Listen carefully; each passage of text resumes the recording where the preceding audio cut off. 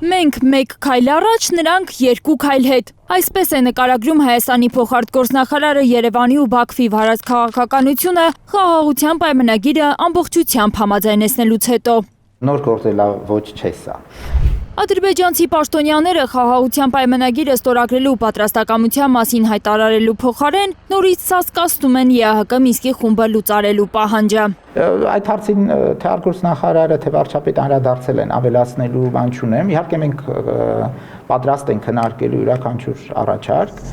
Իսկ ինչ վերաբերում է Ադրբեջանից պարբերաբար տարածվող ապատեղեկատվությանը, թե հայկական զինուժը խախտում է հրադադարը սահմանին, Հովհաննիսյանի կարծիքով դիտորդները լուծում են այս խնդիրը։ Նրանք արձանագրում են, որ սահմանին արտասովոր ոչինչ չի կատարվում։ Հիմա իհարկե ունենք շատ կարևոր գործիք, դա դիտորդներն են, որոնք արձագանքեցին, տեսակ, թե այս դեպքում, թե նախկինում։ Հայաստանի փոխարտգործնախարարը ակնարկում է, թե հայ-ադրբեջանական խաղաղության պայմանագրի վերջին համաձայնեցված կետերից մեկը սահմանին երրորդ երկրի ուժերի տեղակայման բացառումը դիտորդներին չի վերաբերում։ Երրորդ երկրի ուժ, այո, դա սովորաբար խոսքը գնում է ռազմական ներկայության մասին։ Ու այստեղ է ըստ Հովհաննիսյանի թաքնված հարցի պատասխանը, թե ինչ է զիջում Ադրբեջանը։ Բաքուն հետագայում էլ չի կարողանա օտար ուժեր տեղակայել սահմանին։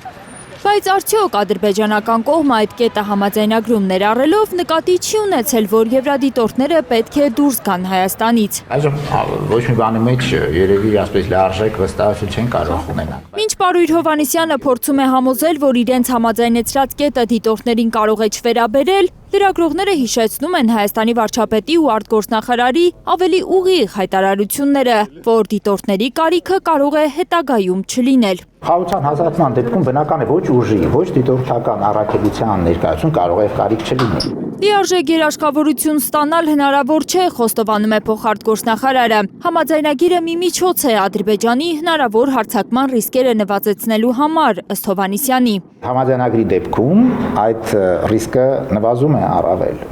քանի որ ունենք նաև միջազգային հանրության ուշադրությունը։ ՄԱԿ անվտանգության խորհուրդն է հիմնական երաշխավորը խաղաղության։ Դրա 5 մշտական անդամներն էլ ողջունել են խաղաղության համաձայնագրի շուրջ բանակցությունների ավարտը։ Հայաստանը պատրաստ է խորհրդակցել բոլոր գործընկերների հետ, հայտարարում է Հովհաննիսյանը, այդ թվում Ռուսաստանի, որն առաջարկել է միջնորդել պայմանագրի կնքմանը։ Վերջերս ունեցել ենք խորհրդակցություններ ռուսական կողմի հետ, մենք բոլոր գործընկերների հետ, որոնք կարող են նպաստել այս գործընթացին, իհարկե արձագանքում ենք։ Ի տարբերություն Հայաստանի փոխարտգործնախարարի, Հայաստանի արտգործնախարարը Բրազիլիայում ավելի պարզ է արտահայտել իր մտահոգությունը, որ Ադրբեջանը պատրաստ չէ ստորագրել խաղաղության պայմանագիրը։ Համենայն դեպս Հայաստանի գլխավոր դիվանագետը այդպիսի տպավորություն է ստացել Բաքվից հնչող հայտարարություններից ու առաջ քաշված նոր, նրա բառերով արհեստական նախապայմաններից։ Դա բարդացնում է պայմանագրի ստորագրումը, հայտարարել է Հայաստանի գլխավոր դիվանագետը։ Նրա կարծիքով Հայաստանն ու Ադրբեջանը հասել են նպատակին ու մի փոքր ավելի քաղաքական կամք է պետք հանդիպելու ու ստորագրելու համար։ Լիլիթ Սարգսյան, Կարինե Մանգասարյան, Առաքել Օհանյան և Հարություն Մաթևոսյան, Հայլուր։